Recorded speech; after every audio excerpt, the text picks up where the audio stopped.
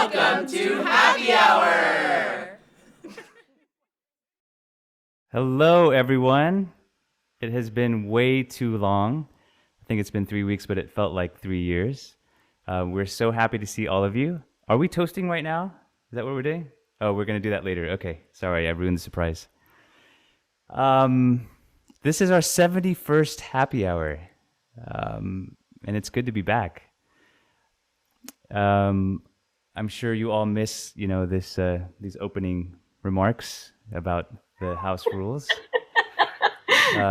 But we love to use the chat, and the chat is a great place for you to type your questions in for anybody involved in the happy hours. And if you don't like the chat, if you find it distracting, then we've tried to make it easy for you to ignore it. And we will put, it's already been put there by Marissa. Thank you, Marissa. We've put instructions there on how to ignore the chat. We're going to be playing a fantastic video today, and the best way to enjoy that video is on YouTube Live. So you can still watch it in Zoom, but the quality in Zoom is nowhere near as good as it is in YouTube Live. So when the time comes, we will put instructions in the chat on how to watch that video in YouTube Live. That's all I've got. Maya, it's your turn. Excellent. Well, I'm going to add my welcome back and thank you to Kevin's and an extra special toast in our happy hour shot glass to baby Merle. Welcome to the world. This is Andy, Andrag, and Esteban Pulido, who you've probably, if you're a loyal happy hour watcher, I see they have their, do you guys have your video on now? It looks like you do. Maybe we They can do. Congratulations. sneak a peek. Yay. Oh my God, she's so beautiful and you look great. I will pour out my empty shot for you. Merle, you've got to wait 21 years for that. That is called mom winning. I get it. So good to have you guys back, and congratulations. Congratulations. Yay! This is our hopefully our first of many happy hour babies. It's an aphrodisiac, we'll have you know. Anyways, so we're lucky to have so many of the creative people behind this amazing project here. We've got Derrick Skye, excuse me, to correct myself, and we'll actually ask him about that later. His very, very interesting name change. The composer of the piece that is going to be played, Yeko Ladsepko-Cole, who did the choreography that's stunning. Fabio Bedini, Hejin, our pianist's mentor, and was also doing double duty as videographer, audio engineer on this project. And we have, of course, Ben Smolin, without whom none of this would exist. So, Ben, let's start with you. I'm curious, before we watch this video, we want to know, just from your point of view, why you got this bee in your bonnet to commission in the first place, why Derrick, and why record it. So let's start with your history with commissioning, because that's something not all performers do. Not only because we're cheap and poor, but because we just leave it to other people. So, where and why did you get this idea? Yeah, well, first of all, thank you so much I'm so excited to premiere this with all of our friends here. It's going to be really fun. And thanks to Maya and Kevin for really sort of helping us spearhead this project and sort of believing in it, because it's, like she said, I got a bee in my bonnet and I wanted to do it, and they made it happen. So I'm very, very appreciative. So in terms of commissioning, I feel like there were a few reasons. First of all, I feel like all growing up and learning the flute repertoire, like there are some great pieces for flute and piano, but I was always really jealous of violinists and pianists and all the amazing works by great composers that you guys have. And I would catch myself always saying, oh, I wish Stravinsky had written a flute concerto. I wish there'd been like a wealthy flutist alive when, Shostakovich was around or Brahms was around, who would have spearheaded something like that. And wouldn't that be great? And then one day I thought, well, I can't go back in time and change that. So why do I keep saying that? And there are great composers alive now. And why don't I start doing that? And I'll just, find composers that I really love and make the repertoire happen. And so I sort of thought about it like, you think about like tithing at church, and I was like, well, I'll just decide that I'll set aside a portion of my income every year and dedicate that towards seeking out composers who I would really love to have a piece by, and that will be sort of my version. And so it started with the composer Christopher Theophanides back in 2016, I think. I saw a piece of his called Visions and Miracles that, if you don't know it, you should go seek it out. It was one of those sort of transformative listening experiences. And asked him, I had never commissioned anything. I didn't know how this worked or what it cost. And that was sort of my learning how to do it and, what to expect. And so he wrote a piece for me. And then I had come to see, at one point, Salastina performed American Mirror by Derrick. And that was another experience where I was just like, I left the concert just stunned and speechless. And so I knew pretty much from the beginning that Derrick was someone else who I would really love to work with. And I had met him briefly, but we didn't know each other super well. And I just wrote to him and told him my idea, and we met for lunch. And that's how this was born. And one thing I really loved about working with Derrick was that, I came into it with sort of some basic things that I wanted, and he also came to it with things that he thought would work great. And I remember, Ben, one of the highest praise things that a colleague can tell you is that they've been listening to one of your recordings on repeat. And this has not happened very many times, I might add. But Ben was pretty obsessed with American Mirror. And I think that was the slideshow music that you heard earlier. If you're not so new to Happy Hour, you're not a stranger to Derrick. He's also our composer mentor. But his language is extremely, extremely unique and extremely compelling. Let's see if Ben is back now. I like Amira's comment. Maybe so. As I said in the chat, Chris Theophanides was one of our good friend Rena Ismail's composition teachers, either at Juilliard or Yale. I want to say Juilliard. And it's funny, I love that Ben went straight to the top. He got this idea and he let someone, at the kind of peak of the pyramid or the hierarchy of composers, teach him what the kind of proper fee was. Hello, you're back. Can we hear you? so sorry, for some reason my internet has gone kaput. Can you hear me okay? Yes. Hello. That was great timing. I'm done vamping now. Carry on. Well, no, that was it. So basically, I knew that I wanted a 15 to 20 minute piece for flute and piano. And originally I had said, I really want it to just be C flute. I don't want to deal with piccolo and alto. And Derrick was the one who sort of pushed me and said, I think it'd be so great. I have these ideas that would incorporate a number of different flutes. And I don't know if you remember, Derrick, but we were standing in line at Tender Greens in sort of the cafeteria line. And I was like, I don't know, maybe. And he was like, no, really, just trust me. It's going to be great. And I'm so happy we went with that because I think, both of them, but particularly alto flute, and the way he wrote the introduction, a lot of the parts for alto flute, I think are just stunning and are really fun. And just a color you couldn't get otherwise. So I was glad that, in ways like that he sort of encouraged me to stretch what I expected and what I wanted the final product to be. So that was kind of like the origin of commissioning the piece, which you performed live with Keijin and with Meredith, who, as you guys will see in the video, the page turner actually has more to do in this piece than just sit there and turn pages, which is really, really fun and special.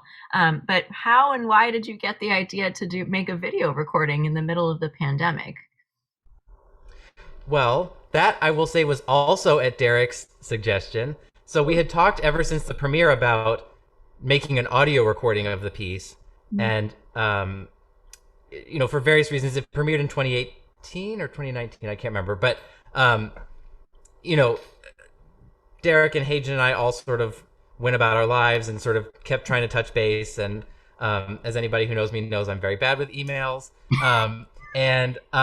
So then COVID hit. And then once we got to a place where we felt like, we could come together safely and do testing and do all that stuff, we sort of rekindled the idea. And it was Derrick's idea, I think, that maybe instead of just an audio recording, it'd be really impactful to have a video presentation. And he mentioned LACO, his friend, and the idea that she could do choreography and dancing for it, and it would sort of bring it full circle. And it just sort of grew from there. And then I was just beyond thrilled, over the moon when Fabio got involved. And I mean, as you guys will see, his eye and technical skill and direction is just unbelievable.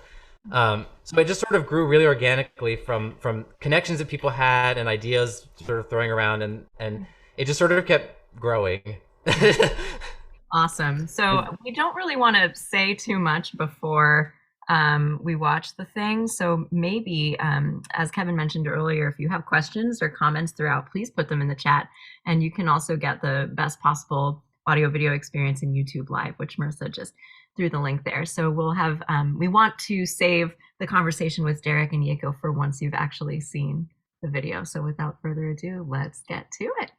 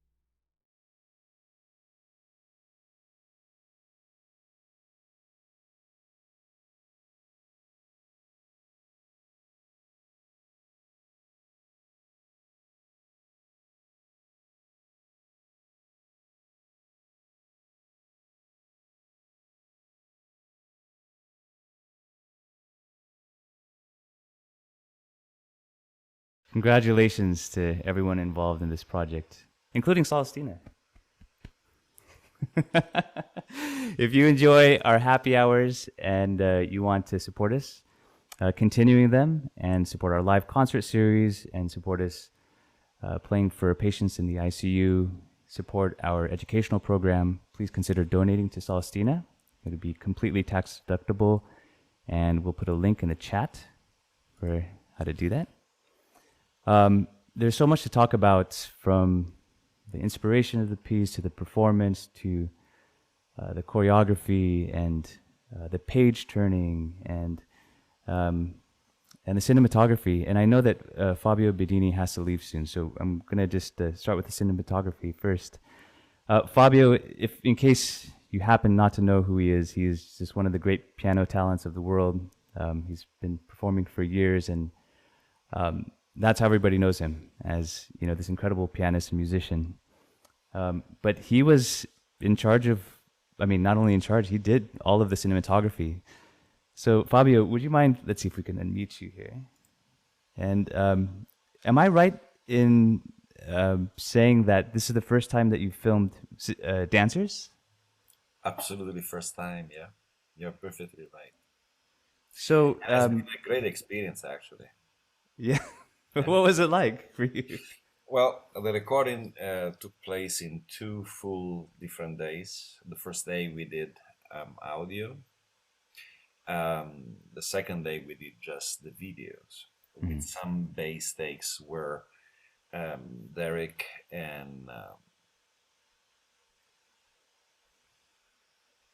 where Derrick gave us the score where the dancer were supposed to dance. So based on the numbers and based on what we needed to do, we found the right takes to play in playback and under, so we could understand what to do with the dancers. LACO was nice enough the first day when we recorded the audio to also come to have an idea of the place, how and what was her idea.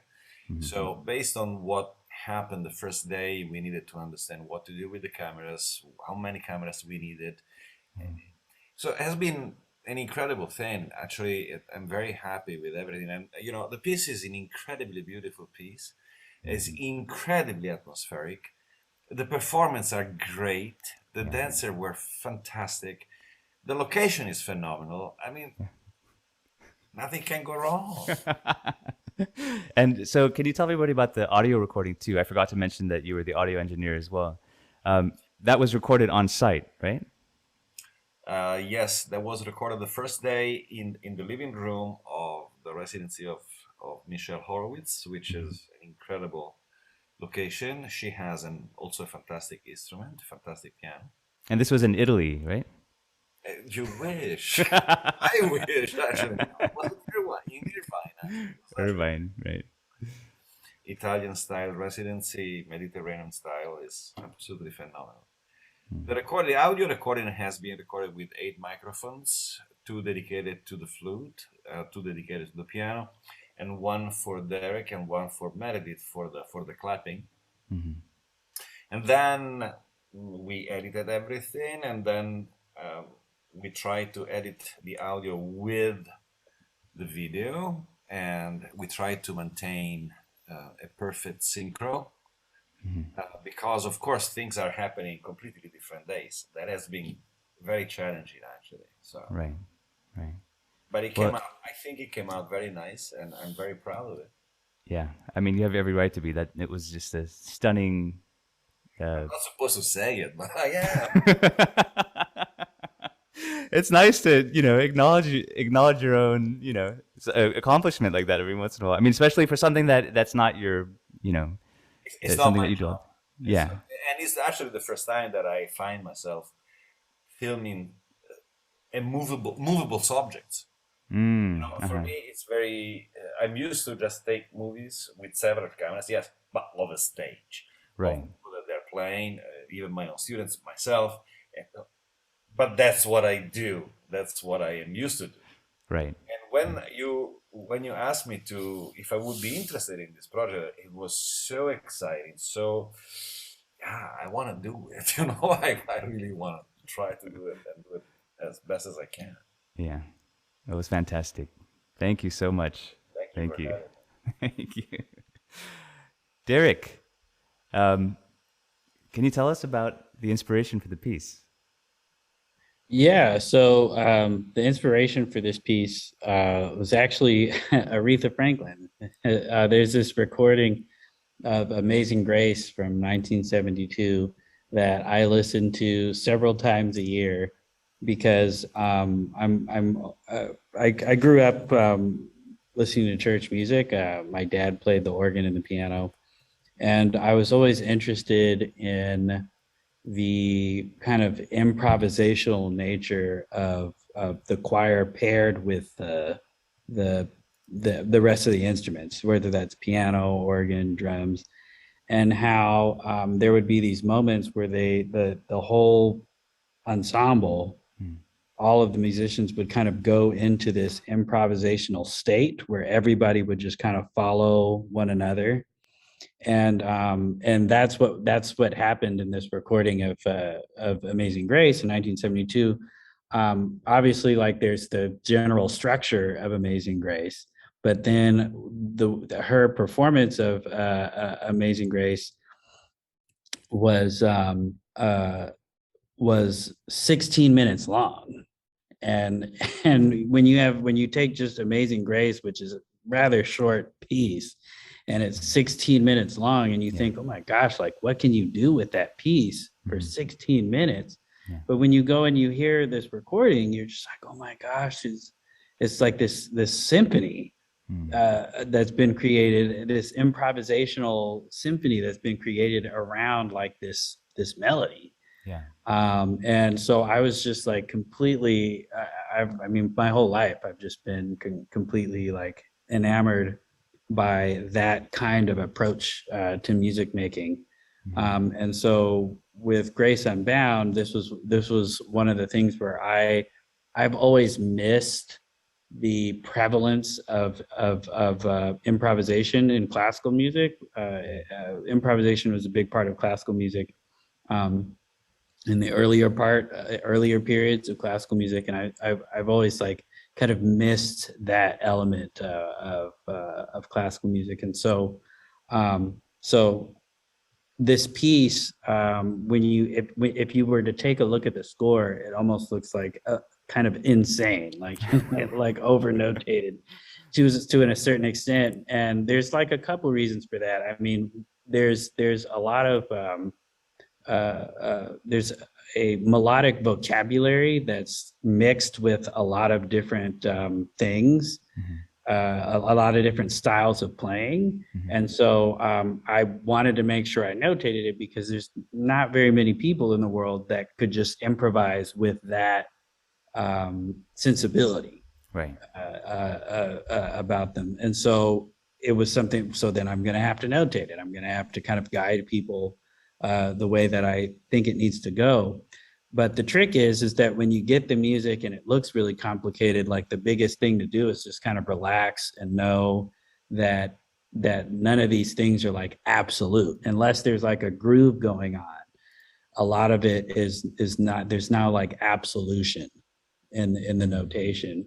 And so I remember when I first gave them the music, Adrian was like, man, what the heck is going on? Serious, dude? Like, what is this? But then once I always do mock-ups of all my pieces where I'm playing the instruments and I kind of give these mock-ups to everybody, say, okay, hold on, I know it looks kind of crazy, like American Mirror looked really crazy too. But it's just like, okay, everybody just kind of, let's check out the mock-up, let's talk about it. And then they listen to it, they're like, oh, okay, I see what's going on. Yeah. So that's what a lot of my music kind of is about. It's about like kind of bringing in this other kind of vocabulary into classical music that when it meets Western classical notation, there's like a bit of a struggle for the notation to like accommodate the vocabulary, but in a way that just kind of makes the notation go just that much more further, right? So because you kind of offer like a different perspective of being able to use all these tools. So Yeah. there you go. I don't know if that answered Totally. questions No. or if it caused more or what. Well, somebody had a question in the chat about whether or not Ben was improvising at all. Because it does sound like it. Yeah, and I'm very glad that was asked, because that means that while you're hearing it, you're like, man, that's got to be improvised. Like, there's no way, right? And that's what it's meant to do. And Ben, actually, he wasn't improvising the notes or the ornaments, but what he was doing is there was like extreme rubato throughout much of the piece, like extreme rubato, really making it so that when we hear Ben play this, like that's how Ben plays the piece.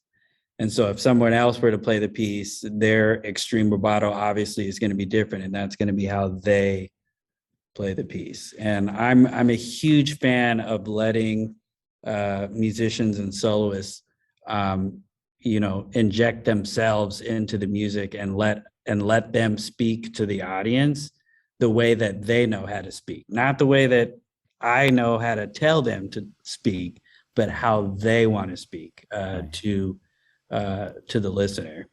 And so yeah, the linguistics. I'm a huge fan of linguistics. I love it. I actually took a bunch of linguistics classes when I was at UCLA. I love to, if there's a nice nerdy linguistic term, I love to code switch in my music often. There's a little linguistics dropping for you. In general, as far as the improvisation goes, Ben was being like, the improvisation was more in like the expression, and and the rubato. I don't think I ever told you this, but you wrote when we did our Four Seasons concert. We commissioned a season from you, and for those of you who didn't attend that, we played Vivaldi's Four Seasons, and then we commissioned Four Seasons from 4 different composers in LA. In Los Angeles. And Derrick, I was actually playing on a chamber music series, not in Salastina, but somewhere else, and I was practicing the season that I was playing of yours, and everyone's like, "Oh, what is that?" And they came over and they're looking at my music, and they're like, "What?" And I was like, "No, watch," And so then I played it through, and they were like, "Oh, that totally makes perfect sense," after hearing it, but seeing it, they were just like, "How? What?" Yeah, it was really actually interesting. So, how involved were you with the concept of this video? Well, with the concept of the video, I just knew that I wanted there to be an opportunity to kind of showcase visually what LACO was going to bring to the choreography. As far as like, if there was like some sort of storyboard or something like that in my head, I always kind of defer to people who are a little more visually inclined than I am, because I always find a lot of times that when I think something is cool, like somebody be like, "Are you sure?" So I think the biggest thing is somebody kind of bringing this up and saying, "Hey, Derrick, how about we start from here?" And then I'm like, "Yeah," and then that kind of gives me a clue of some things that I can say to contribute to the visuals, and then we kind of work that way, right? There are some times where I've kind of come up with some like a visual like foundation to kind of build off of, like I did with some of the Los Angeles Chamber Orchestra music videos and stuff like that. But I mean, never did I think in a million years that like you'd be a composer, but then you'd have to also be some sort of a visual artist as well. It's like, oh my gosh. Like, you called it though. I mean, when the pandemic started, I remember talking to you and you were just like, this is going to make everybody have to change the way they do things, Yeah. So, Yeah. I'd love to invite LACO to join the conversation now. And Something I've been curious about, just even in hearing you talk about Amazing Grace, Derrick, and all of that. Hi, Yako. Beautiful job. Hi, Bravo. Thank you. Just how you went about physically manifesting in dance, just the idea of grace and how Derrick's music spoke to you and how you translated that into the movements that you did. Can you tell us a little bit about that? Yes. Where do I begin? Derrick and I go way back. And so it's interesting because when we work together, I kind of already know what it is that he wants. He kind of already knows what it is that I'll be able to do with his compositions and work. And so there is not much talking or planning in regards to concept, ideas, storyboard, or anything like that. Because all of his work pretty much speaks to me somewhat in a different way, but kind of in the same idea and concept of just the cultural integration and with his studies in my family's traditional music and dance from Ghana. And then also, connecting that or weaving that through what he's learned throughout his training in classical music. And so just finding a way, because for me, really, music is music, and the drive in music can be amplified in one way or another. But essentially, the feeling is just mutual, right? And so my approach for this particular composition was that upon hearing it, I just felt like that it grew in the intensity of the composition, and where it started off kind of slow and intensified, and through that path there were these checkpoints, if you will. And for me, just the title alone, Grace Unbound, just thinking of how people come into their own grace at various different stages in their life, with the various experiences that they go through. So I took it upon myself to kind of see it in that regard, in creating these sections, right, that would build up and be representative of one's path, and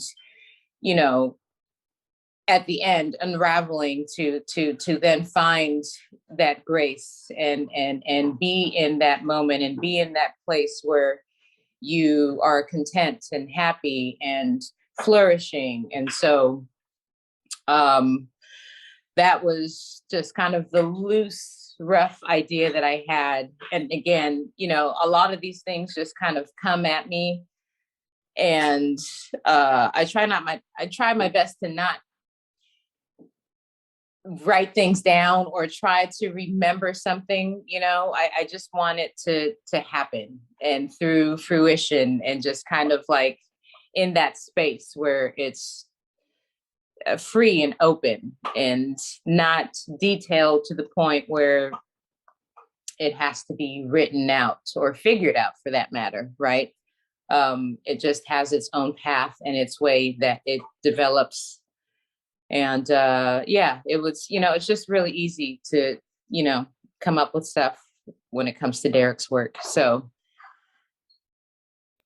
I really loved, it's a small thing, but that narrative kind of bookmarking that you did with the cocoon kind of effect. There's something about you got it. There's something about it, like that it's a writhing rather than like a kind of forcible peeling off, that really, for me, kind of, it was very powerful in conjuring what you were talking about, kind of that you just kind of do come into your own grace. It's not this kind of big effort or a conscious thing. So I really thought that was beautiful. Let's see, this might be a really good time. We first of all have to say goodbye to Derrick. Thank you for joining us. I'll see everybody later. Sorry, I gotta go teach a class.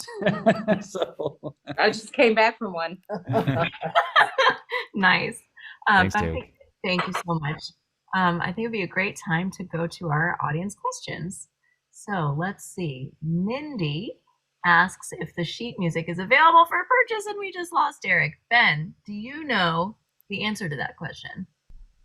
I do not know the answer to that question, but I feel confident that if people are interested in it, you can go to Derrick's website and Ben, I contact think him through there. the question is, when you commissioned it, did you say that you're the only person who can play it for the next 100 years? Yes. I So knew people it. can buy it, but they can never ever play a note from it. No. That was one of the things when I was talking about earlier about sort of what are the sort of how does commissioning work and how does it work in terms of what benefits the commissioner's getting versus you obviously want to promote the music. And one of the reasons I started the commissioning project was to get the music in the hands of as many people as possible and to try to get this music to be played.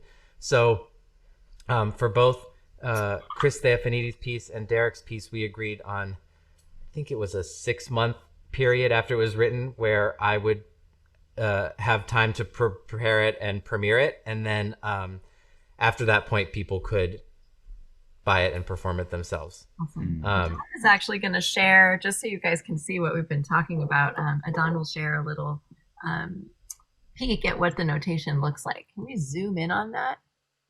There we go. It doesn't help if we zoom in. Along with my chicken scratch. The red is me. So those red lines are all the big beat marks, right? Yeah, exactly. Yeah. So to ground yourself with the meter. Because the meter changes frequently. If anybody who plays Derrick's music, you look at their parts and it has this. Yeah. I will say, like Kevin and I joke about this sometimes, that in the studios when they're like sort of complicated rhythms, we're just like, ta! Child's play. Derrick has We play Derrick's music. Yeah, exactly. Just in case anybody is a little confused about what we're talking about, when you commission a piece of music from a composer, you can kind of come to an agreement with the composer about some of the terms, right? So, like, Ben has paid Derrick to write this music, and I mean, along with the music comes like a period of what would you call it? Like exclusive performing rights for it too. Yeah. So so let's maybe tie in with Elizabeth's question about mock-ups. She's curious about like what exactly that is. So Heijin, you maybe want to explain, like, I think you mentioned that it made a lot more sense once you heard it. What is a mock-up? Maya, can you tell me again? I couldn't. Yeah. What's a mock-up? How did it help? What's a mock-up and how did it help you? The mock-up is basically like the Derrick basically made up with the sound from the MIDI that basically you can hear like all the notes and in the right rhythm. So I had an experience to hear Derrick's music prior and also Salastina playing, and as you hear his music, it sounds so flowing and so atmospheric that you would never expect in the score. That is so precisely written, and also there are lots of like the rhythmic inflections in his notation. So first I opened the score before listening the mock-up, like I was completely lost, to be honest, as Derrick described. And well, this is not the music that I used to imagine from Derrick's language. And then like Derrick shared the mock-up and I listened to it, and once actually that was really a great help to kind of get a sense of the piece and the texture of the piece, and then start realizing like what needs to be done and how to be expressed toward the sound. Yeah, I would say, most composers, when they send a mock-up to you, so, usually when they use like a piece of software to input the notes and to make the score, to make the musical notation. And in those programs, usually there's a built-in kind of function where you can choose what kind of basic sound that you want, for each line of the music, and it will create a performance of this music. And I believe, they can select also the instrumentalations, yeah, right? yeah. And so usually when a composer sends it to you, they say, listen, just ignore the sounds. It's terrible. And I'm reluctant to send it to you. And Derrick's one of the few composers who doesn't do that. He's just here's the mock-up. And I think one of the reasons why is because, he doesn't just use those pre-built sounds and the phrasing that they use. He actually uses a device where his breath determines the phrasing and the way that the sound swells and grows and diminishes and stuff like that. And so his mock-ups, sometimes I just think he should just release it like that because it sounds so good. But it's really interesting because it is it's such a needed reference, I think. Yeah. Definitely. And for practice purposes, you can basically do, karaoke with it, which is super helpful. Yeah. It doesn't take your part out, but it's super, super helpful. Yeah. Can we invite Meredith Crawford? Yay. This legendary page turner. Can you hear me? You can hear me? Do I sound like a robot? Well, not more than usual. Okay, good. Great. Good to know. Sorry, I'm outdoors. I'm actually at UCLA about to play a concert in a few minutes here, so I'm sort of in a makeshift internet situation. But sorry. So, hi everybody. You're not allowed to perform with anybody else. Oh, I'm breaking contract here. My plan is to just streak on stage and shout Salastina forever, and then just knock over all the cellos on my way off. That is allowed. That is allowed.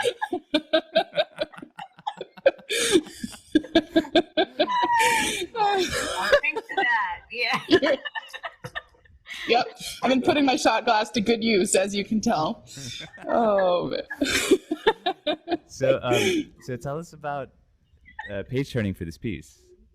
Yeah, so it's so funny because whenever I'm asked to page turn for any piece, I always say that it's more terrifying than any performance you could ever give because you're responsible for whether or not this piece completely derails, as I think our friend Rena learned her lesson in person at one point. Yes. So page turning is always scary. So then when Ben and Derrick let me know that I was actually going to have some more involvement in this piece than just turning pages, I was like, oh God, extra terrifying. But it turned out super fun, as you could hear. I got to do some really fun clapping and a little bit of singing. And it was just neat to be even a small part of the performance of the piece, because it's a really special piece, as you all heard just now. So I had a great time with it. And I got to watch Heijin absolutely nail her performance over and over the day we recorded. I mean, Ben too, but I just was watching her hands how is she doing this? It was amazing. So anyway, it was a great experience. Yeah, Ben and Heijin are just absolute studs on their instruments. I mean, come on, it's crazy. It is crazy. It was a lot of fun. I feel like page turning is this weird Tai Chi, right? Yeah, you have to be so zen. Yeah, stand up and your very too. Slowly. Yes, yeah. If move you're too your jerky hand or very that, slowly. Yeah, you're gonna disturb Totally. everybody, and you gotta Yep. Yep. And you gotta plan it way ahead of time. You gotta time it, and it's stressful. Plus, you have to worry about does my deodorant function right now? Because the pianist is gonna smell me if I'm sweating. You don't want to drip onto the keys. Yeah. No, there are a lot of levels to page turning that people don't think about. So yeah. It is definitely underappreciated. It's so sweet. Page turning does play a supportive role always, but it's so invisible and underappreciated. Kind of like you were saying, when you're the page turner, pretty much nothing is more terrifying because you feel sort of visibly responsible. Yes, exactly. For the other person's success or failure. Exactly. And it's really sweet that in this piece, like Derek's done this in his music before too. Like in American Mirror, there's a lot of moments where the quartet players are like, he used language like you're supporting each other, or the audience is singing to support you. You know, so I think that's a really kind of lovely theme of his music that just really integrates the cohesiveness of like the different performers and the audience and stuff. It's a really beautiful. Very true. Absolutely. Thank you. It was so fun. I'm ready for my career as a professional clapper now. Yeah, it was great. I would love to bring Yeko back if we can. She's still here? Yeah. Yes, I am. So I just was wondering how you, just how I mean, it sounds like your process is really organic, you know? Yes. And I'm just wondering how, like, like, is the first time that you hear the piece, are you already just like responding to it, or do you sit with it for, you know, like 10 listens and then you start to do it? Usually with his music, I instantly respond to it. That's how it has been for the last couple of works that I've done with him. And just going back a little bit, you know, we were kind of all joking about page turning and the hand clapping, and that is something that is very common in the music style of our traditional music from Ghana, West Africa, where when you're singing, you clap. You don't sing and just sit still, like the voice moves you to. So I don't know if you've ever really paid attention. Derrick has a hard time sitting still when he is, you know, really musically involved. And whether it's his foot tapping or his head going back and forth, or he starts swaying his body, all of that is, you know, depictive of just the West African, you know, traditional music and dance and singing culture, where it's all inclusive, right? We don't just sing to sit and sing, but when we sing, we are actually singing and dancing and moving through the body as the voice is doing. And so that's very common, and he uses that across, you know, all of his work. But yeah, when I'm coming up with stuff, it is very organic. And there are moments that speak to me more than others where I have to kind of listen to it a little bit more and maybe go through it a couple of times, as you said. But for the most part, it just does come naturally, and it's effortless in a way. Do you have to look at the score at all, or is it you know, do you just not bother with that? No, I don't even bother with that. And to be honest, I come from that non-Western music training, if you will. I don't know how to read scores, so all of that doesn't work for me anyway.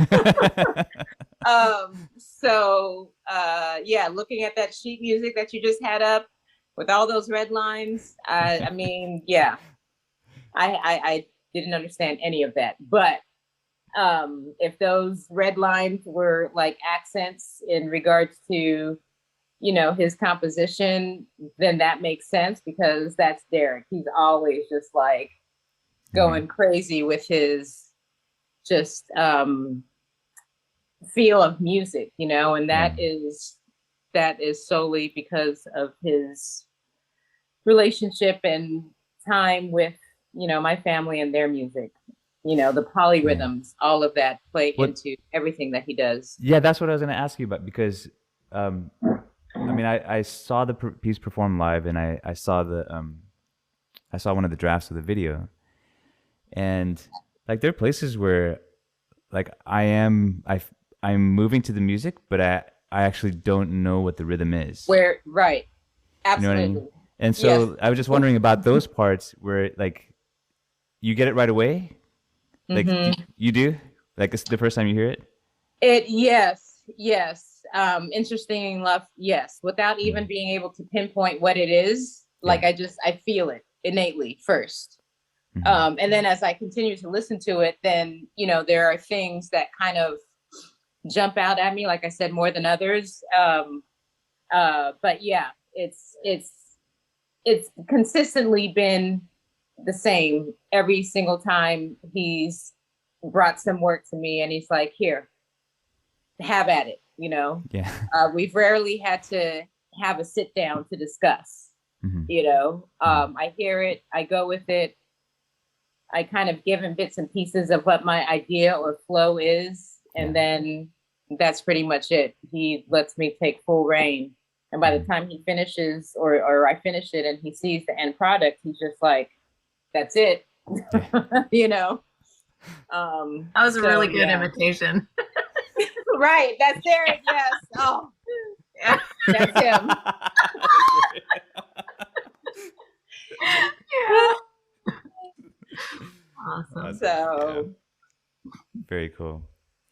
And I know, like, in one of the LACO videos too, like, you know, he's dancing in it too, right? Yeah. Yeah. Yeah.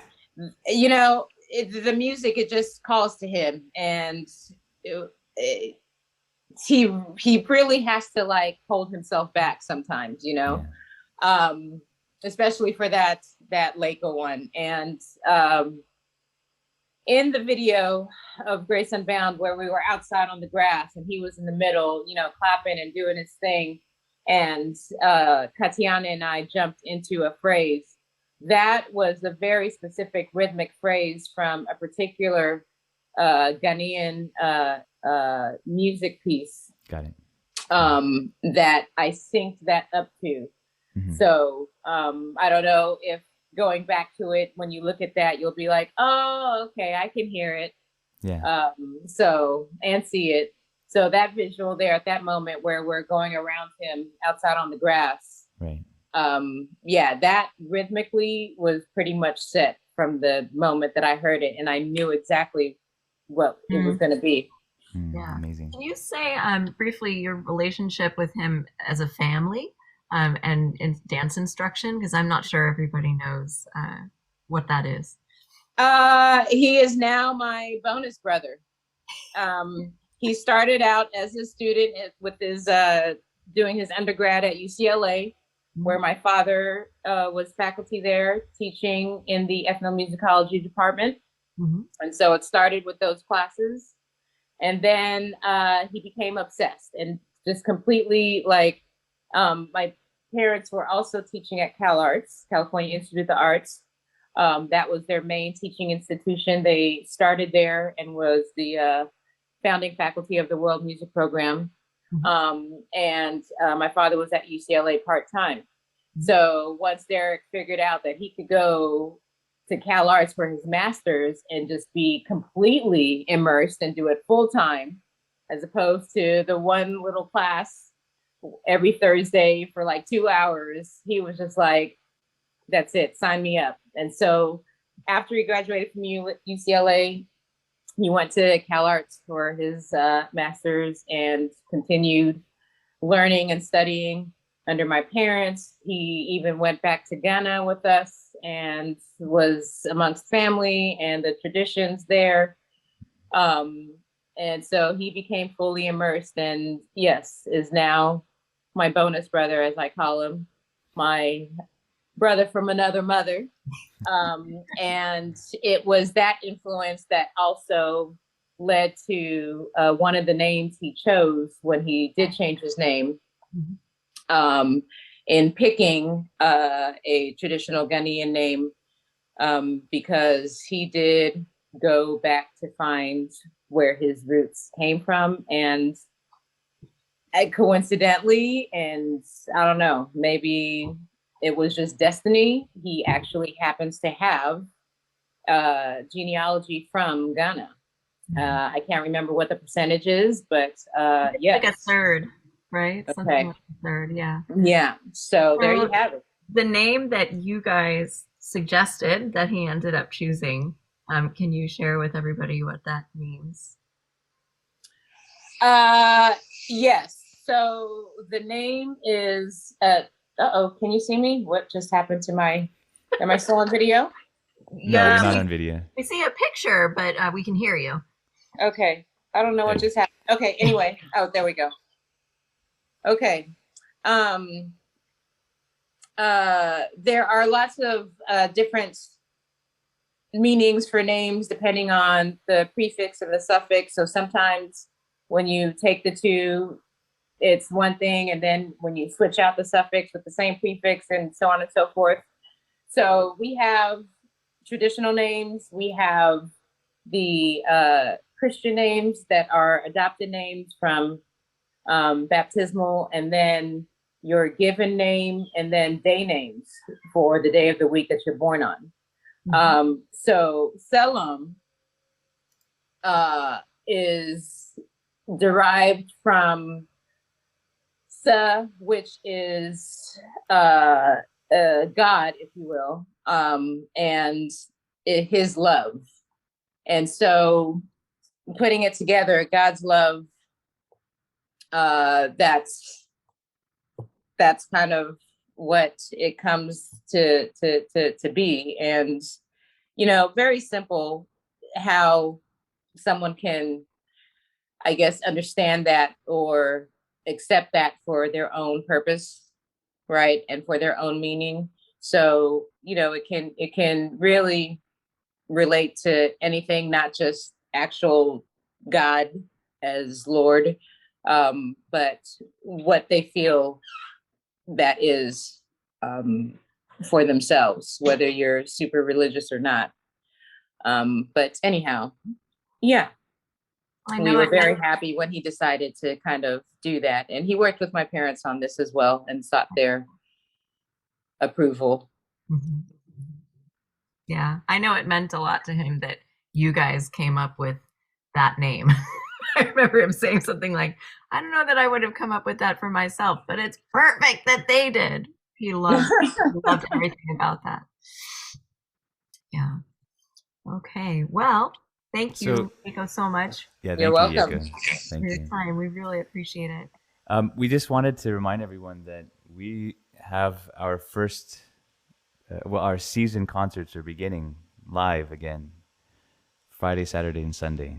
So you can go to our website, but the program is, it's as we're rehearsing it, we're actually falling in love with our own programming. Guilty as charged. Yeah. Yeah. Hey, Ben, you sounded amazing. Hedgen, you too. You guys both sounded Thanks, amazing. guys. And this amazing job on the like, we're just recording audio is hard enough, but recording video is, you know, a whole nother layer on top of it. So congratulations to both of you. Thanks. And I just wanted to say also, I mean, not that it hasn't been said already, but I just want to thank Hedgen and Meredith and Yeko and Fabio and Derrick. I mean, and you guys, Maya and Kevin. This was seriously such a community effort at this project. And I think, you know, it wasn't really the product of any one of us, but really, I was just so touched that everyone sort of invested in it and sort of made the product that it is. So I'm super proud of it, and I'm just so like bowled over and grateful to everyone else who's been a part of this. And we're going to the official release is on Friday, I believe. So in case anybody wasn't able to make it to happy hour, or you want to let them know about it, it'll be on YouTube on Friday. All right, we hope to see you this weekend. And if you can't attend in person, then you can always watch a live stream of it. You can go to the website to figure out how that is, or if you're a member, then that should be pretty clear by now too. But you can always reach out with any questions. And it's good to see everyone again. It is so good to see you all. Yay. So whether or not you join us for the live stream, we hope to see you next Tuesday. And that one, we're still, the guest is TBD, but we have a whole bunch lined up even through December. So you can check out our website and see what those are. So looking forward to seeing you all. Thanks, everyone. See you next week, everyone. And this weekend. Bye, everyone.